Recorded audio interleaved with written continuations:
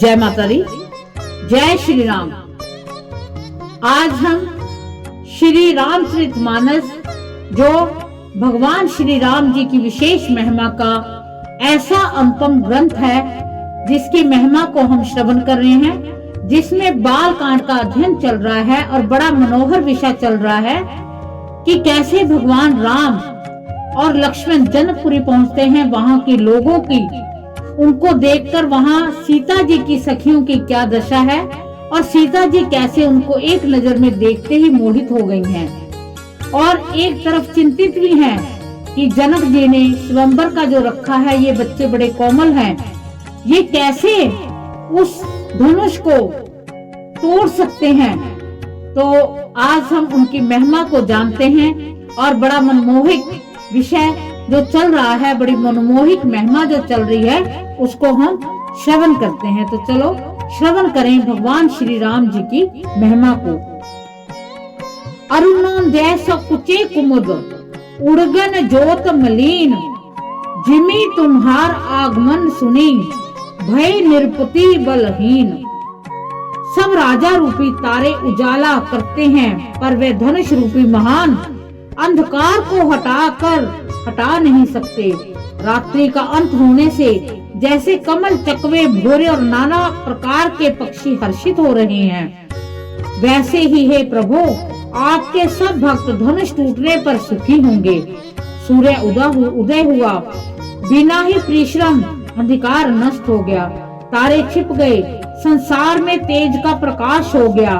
हे रघुनाथ जी, सूर्य ने अपने उदय के बहाने सब राजाओं को प्रभु आपका प्रताप दिखलाया है। आपकी भुजाओं के बल की महिमा को उद्घाटित करने के लिए ही धनुष तोड़ने की ये पद्धति प्रकट हुई है। भाई के वचन सुनकर प्रभु मुस्कुराए, फिर स्वभाव से ही पवित्र श्री राम जी ने शौच से निवृत्त होकर स्नान किया और नित्य कर्म करके वे गुरु जी के पास आए, और आकर उन्होंने गुरु जी के सुंदर चरण कमलों में सिर नवाया। तब जनक जी ने शतानंद जी को बुलाया और उन्हें तुरंत विश्वामित्र मुनि जी के पास भेजा। उन्होंने आकर जनक जी की विनती सुनाई और विश्वामित्र जी ने हर्षित होकर दोनों भाइयों को बुलाया। शतानंद के चरणों की वंदना करके प्रभु श्री रामचंद्र जी गुरु जी के पास जा बैठे। तब मुनि ने कहा कि हे तात, चलो, जनक जी ने बुला भेजा है। मास प्रायण 8वां विश्राम, नवाहन प्रायण 2रा विश्राम।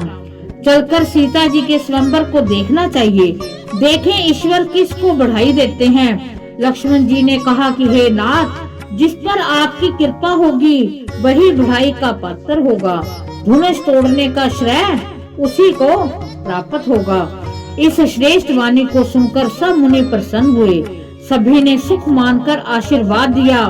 फिर मुनियों ने समूह सहित कृपालु श्री रामचंद्र जी धनुष यज्ञशाला देखने चले। दोनों भाई रंग भूमि में आए हैं। ऐसी खबर जब सब नगर निवासियों ने पाई, तब बालक, जवान, बूढ़े, स्त्री, पुरुष सब घर और काम काज को भुलाकर चल दिए। जब जनक जी ने देखा कि बड़ी भीड़ हो गई है, तब उन्होंने सब विश्वास पात्र सेवकों को बुलवा लिया और कहा, तुम लोग तुरंत सब लोगों के पास जाओ, सब किसी को यथा योग्य आसन दो। उन सेवकों ने कोमल और नर्म वचन कहकर उत्तम, मध्यम, नीच और लघु स्त्री पुरुषों को अपने अपने योग्य स्थान पर बैठाया। उसी समय राजकुमार राम और लक्ष्मण वहां आए। वे ऐसे सुंदर हैं मानो साक्षात मनोहरता ही उनके शरीरों पर छा रही हो। सुंदर, सांवला और गोरा उनका शरीर है। वे गुणों के समुद्र, चतुर और उत्तम वीर हैं। वे राजाओं के समाज में ऐसे सुशोभित हो रहे हैं मानो तारा गणों के बीच 2 पूर्ण चंद्रमा हों। जिनकी जैसी भावना थी, प्रभु की मूर्ति उन्होंने वैसी ही देखी। महान रणधीर श्री रामचंद्र जी के रूप को ऐसा देख रहे हैं मानो स्वयं वीर रस शरीर धारण किए हों। कुटिल राजा प्रभु को देखकर डर गए, मानो बड़ी भयानक मूर्ति हो। छल से जो राक्षस वहां राजाओं के वेश में बैठे थे, उन्होंने प्रभु को प्रत्यक्ष काल के समान देखा। नगर निवासियों ने दोनों भाइयों को मनुष्य के भूषण रूप और नेत्रों को सुख देने वाला देखा। स्त्रियां हृदय में हर्षित होकर अपनी अपनी रुचि के अनुसार उन्हें देख रही हैं। मानो श्रृंगार रस्सी परम अनुपम मूर्ति धारण किए सुशोभित हो रहा है। विद्वानों को प्रभु विराट रूप में दिखाई दिए, जिसके बहुत से मुंह, हाथ, पैर, नेत्र और सिर है। जनक जी के सजातीय कुटुंबी प्रभु को किस तरह देख रहे हैं, जैसे सगे सज्जन प्रिय लगते हैं। जनक समेत रानियां उन्हें अपने बच्चे के समान देख रही हैं। उनकी प्रीति का वर्णन नहीं किया जा सकता।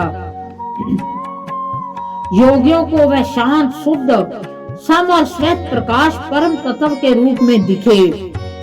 हरि भक्तों ने दोनों भाइयों को सब सुखों के देने वाले इष्ट देव के समान देखा। सीता जी जिस भाव से श्री रामचंद्र जी को देख रही हैं, वह स्नेह और सुख तो कहने में ही नहीं आता। उस का वह हृदय में अनुभव कर रही हैं, पर वह कह नहीं सकती। फिर कोई कवि उसे किस प्रकार कह सकता है। इस प्रकार जिसका जैसा भाव था, उसने कौशलाधीश श्री रामचंद्र जी को वैसा ही देखा। सुंदर, सांवले और गोरे शरीर वाले तथा विश्व भर के नेत्रों को चुराने वाले कौशलाधीश के कुमार राजा समाज में सुशोभित हो रहे हैं। दोनों मूर्तियां स्वभाव से ही मन को हरने वाली हैं।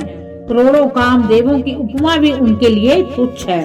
उनके सुंदर मुख शरद पूर्णिमा के चंद्रमा को भी निंदा करने वाले हैं और कमल के समान नेत्र मन को बहुत ही भाते हैं। सुंदर चितवन कामदेव की भी मन को हरने वाली है। वह हृदय को बहुत प्यारी लगती है, पर उसका वर्णन नहीं किया जा सकता। सुंदर गाल हैं, कानों में चंचल कुंडल हैं, होड़ी और अधर सुंदर हैं, कोमल वाणी है, हंसी चंद्रमा की किरणों का तिरस्कार करने वाली हैं। भौहें टेढ़ी और नासिका मनोहर है, चौड़े ललाट तिलक झलक रहे हैं। काले घुंघराले वालों को देखकर भौरों की पंक्तियां भी लजा जाती हैं। पीली चौकन्नी टोपियां सिरों पर सुशोभित हैं, जिनके बीच बीच में फूलों की कलियां बनाई हुई हैं। शंख के समान सुंदर गले में मनोहर 3 रेखाएं हैं, जो मानो तीनों लोकों की सुंदरता की सीमा है। हृदयों पर गजमुक्ताओं के सुंदर कंठे और तुलसी की मालाएं सुशोभित हैं। उनके कंधे बैलों के कंधों की तरह हैं, ऐन खड़े होने की शान सिंह की सी है और भुजाएं विशाल एवं बल की भंडार हैं। कमर में तरकस और पीताम्बर बांधे हैं, हाथों में बाण और बाएं सुंदर कंधों पर धनुष तथा पीले यज्ञोपवीत सुशोभित हैं। नख से लेकर शिखा तक सब अंग सुंदर हैं, उन पर महान शोभा छाई हुई है। उन्हें देखकर सब लोग सुखी हुए। नेत्र एक तक हैं और तारे भी नहीं चलते। जनक जी दोनों भाइयों को देखकर हर्षित हुए। तब उन्होंने जाकर मुनि के चरण कमल पकड़े, विनती करके अपनी कथा सुनाई और मुनि को सारी रंग भूमि दिखलाई। दोनों श्रेष्ठ राजकुमार जहाँ जहाँ जाते हैं, वहाँ वहाँ सब कोई आश्चर्यचकित ही देखने लगता है। सबने राम जी को अपनी अपनी ओर ही मुख किए हुए देखा, परंतु इसका कुछ भी विशेष रहस्य कोई नहीं जान सका। मुनि ने राजा से कहा कि रंगभूमि की रचना बड़ी सुंदर है। राजा प्रसन्न हुए, उन्हें बड़ा सुख मिला। सब मंचों में से एक मंच अधिक सुंदर और उज्जवल और विशाल था। राजा ने मुनि सहित दोनों भाइयों को उस पर बैठाया। प्रभु को देखकर सब राजा हृदय में ऐसे हार गए, जैसे पूर्ण चंद्रमा के उदय होने पर प्रकाशहीन हो जाते हैं। सबके मन में ऐसा विश्वास हो गया कि रामचंद्र ही धनुष को तोड़ेंगे, इसमें संदेह नहीं है। शिव जी के विशाल धनुष को बिना तोड़े ही सीता जी श्री रामचंद्र जी के ही गले में जयमाल डालेंगी। यूं सोचकर वे कहने लगे कि हे भाई, ऐसा विचार कर यश प्रताप बल और तेज गवाकर अपने अपने घर चलो। दूसरे राजा जो अविवेक से अंधे हो रहे थे और अभिमानी थे, ये बात सुनकर बहुत हंसे। धनुष तोड़ने पर भी विवाह होना कठिन है, फिर बिना तोड़े तो राजकुमार को ब्याह ही कौन सकता है। काल ही क्यों ना हो, एक बार तो सीता के लिए उसे भी हम युद्ध में जीत लेंगे। यह घमंड की बात सुनकर दूसरे राजा जो धर्मात्मा हरि भक्त और सियाने थे, मुस्कुराए। उन्होंने कहा कि राजाओं के गर्व दूर करके श्री रामचंद्र जी सीता को ब्याहेंगे। महाराज दशरथ के रण में बांके पुत्रों को युद्ध में जीत ही कौन सकता है। गाल बजाकर व्यर्थ ही मत मरो, मन के लड्डुओं से भी कहीं भूख पूछती है। हमारी परम पवित्र सीख को सुनकर सीता जी अपने जी में साक्षात जगजननी समझो और रघुनाथ जी को जगत का पिता विचार कर नेत्र भरकर उनकी छवि देख लो। सुंदर मुख, सुख देने वाले और समस्त गुणों की राशि ये दोनों भाई शिव जी के हृदय में बसने वाले हैं। समीप आए हुए अमृत के समुद्र को छोड़कर तुम मृग जल को देखकर दौड़कर क्यों मरते हो। फिर जिसको जो अच्छा लगे वही जाकर करो। हमने तो आज जन्म लेने का फल पा लिया है। ऐसा कहकर अच्छे राजा प्रेम मगन होकर श्री राम जी का अंतिम रूप देखने लगे। देवता लोग भी आकाश में विमानों पर चढ़े हुए दर्शन कर रहे हैं, सुंदर गान करते हुए फूल बरसा रहे हैं। तब सुअवसर जानकर जानकी जी ने सीता जी को बुला भेजा। जनक जी ने सीता जी को बुला भेजा। सब चतुर और सुंदर सखियां आदर पूर्वक उन्हें लिवा चली। रूप और गुणों की खान जगजननी जानकी जी की शोभा का वर्णन नहीं हो सकता। उनके लिए मुझे सब उपमाएं तुच्छ लगती हैं, क्योंकि वे लौकिक स्त्रियों के अंगों से अनुराग रखने वाली हैं। काव्य की उपमाएं सब त्रिगुणात्मक मायक जगत से ली गई हैं। उन्हें भगवान की स्वरूपा शक्ति श्री जानकी जी के अपाकृत चिन्मय अंगों के लिए प्रयुक्त करना, उनका अपमान करना और अपने को उपहासास्पद बनाना है। सीता जी के वर्णन में उन्हें उपमाओं को देखकर कौन कुकिल कहलाए अपयश का भागी बने। यदि किसी स्त्री के साथ सीता जी की तुलना की जाए तो जगत में ऐसी इस सुंदर युवती है ही कहाँ। सरस्वती तो बहुत बोलने वाली हैं, पार्वती अर्धांगिनी हैं और कामदेव की स्त्री रति पति को बिना शरीर का जानकर बहुत दुखी रहती हैं और जिनके विष और मद जैसे प्रिय भाई हैं, उन लक्ष्मी के समान तो जानकी जी को कहा ही कैसे जाए।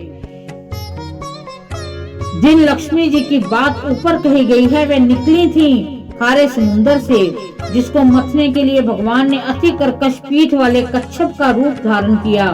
रस्सी बनाई गई महान विस्तर वासुकु नाग की मथानी का कार्य किया। अक्षय कठोर मंदराचल पर्वत ने उसे मथा। सारे देवता और दैत्यों ने मिलकर जिन लक्ष्मी को अक्षय शोभा की खान अनुपम सुंदरी कहते हैं, उनको प्रकट करने में हेतु बने ये सब असुंदर और स्वाभाविक ही कठोर उपकरण हैं। ऐसे उपकरणों से प्रकट हुई लक्ष्मी श्री जानकी जी की समता कैसे पा सकती हैं। हाँ, इसके विपरीत यदि छवि रूपी अमृत का समुद्र हो, परम रूप में कच्छप हो, शोभ रूप रस्सी हो, श्रृंगार रस पर्वत हो और उस छवि के समुद्र को स्वयं कामदेव अपने ही कर कमल से मतें। इस प्रकार का संयोग होने से जब सुंदरता और सुख की मूल लक्ष्मी उत्पन्न हो तो भी कवि लोग उसे संकोच के साथ सीता जी के समान कहेंगे। जिस सुंदरता के समुद्र को कामदेव मथेगा वह सुंदरता भी प्राकृत लौकिक सुंदरता ही होगी, क्योंकि कामदेव स्वयं ही त्रिगुण में प्रकृति का विकार है। अतः उस सुंदरता को मथ कर प्रकट की हुई लक्ष्मी भी उपयुक्त लक्ष्मी की अपेक्षा कहीं अधिक सुंदर और दिव्या होने पर भी होगी। प्राकृत ही, अतः उसके साथ भी जानकी जी की तुलना करना कवि के लिए बड़े संकोच की बात होगी। जिस सुंदरता से जानकी जी का दिव्य से दिव्य परम दिव्य विग्रह बना है, वह सुंदरता उपयुक्त सुंदरता भिन्न अप्राकृतिक है। वस्तुत लक्ष्मी जी का अप्राकृतिक रूप भी यही है। वह कामदेव के मथने में नहीं आ सकती, वह जानकी जी का ही स्वरूप ही है। अतः उनसे भिन्न नहीं है और उपमा दी जाती है भिन्न वस्तु के साथ। इसके अतिरिक्त जानकी जी प्रकट हुई, स्वयं अपनी महिमा से उन्हें प्रकट तत्व है। अतः एवं भिन्न उपकरण की अपेक्षा नहीं है, अर्थात शक्ति शक्तिमान से अभिन्न अवैध तत्व है। अतः एवं अनुपमेय है। यह गूढ़ दार्शनिक तत्व भक्त शिरोमणि कवि ने अभूतोपमाल अलंकार के द्वारा बड़ी सुंदरता से व्यक्त किया। सियानी सखियां सीता जी को साथ लेकर मनोहर वाणी से गीत गाती हुई चली। सीता जी के नवल शरीर पर सुंदर साड़ी सुशोभित है। जग जननी की महान छवि अतुलनीय है। सब आभूषण अपनी अपनी जगह पर शोभित हैं, जिन्हें सखियों के अंग अंग में भली भांति सजाकर पहनाया है। जब सीता जी ने रंगभूमि में पैर रखा तब उनका दिव्य रूप देखकर स्त्री पुरुष सभी मोहित हो गए। देवताओं ने हर्षित होकर नगाड़े बजाए, पुष्प बरसाकर अप्सराएं गाने लगी। सीता जी के कर कमलों में जयमाला सुशोभित है।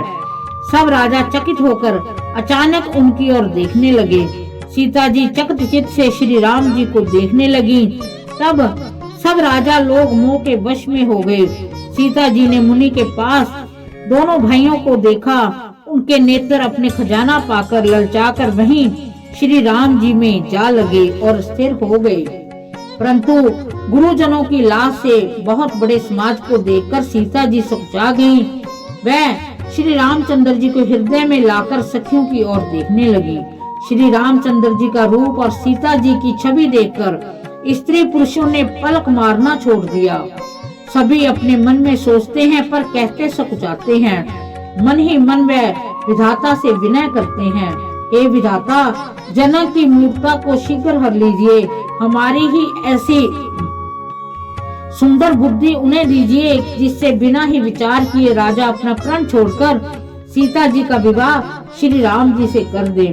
संसार उन्हें भला क्या कहेगा, क्योंकि ये बात किसी को अच्छी लगती है। हट करने से अंत में हृदय जलेगा।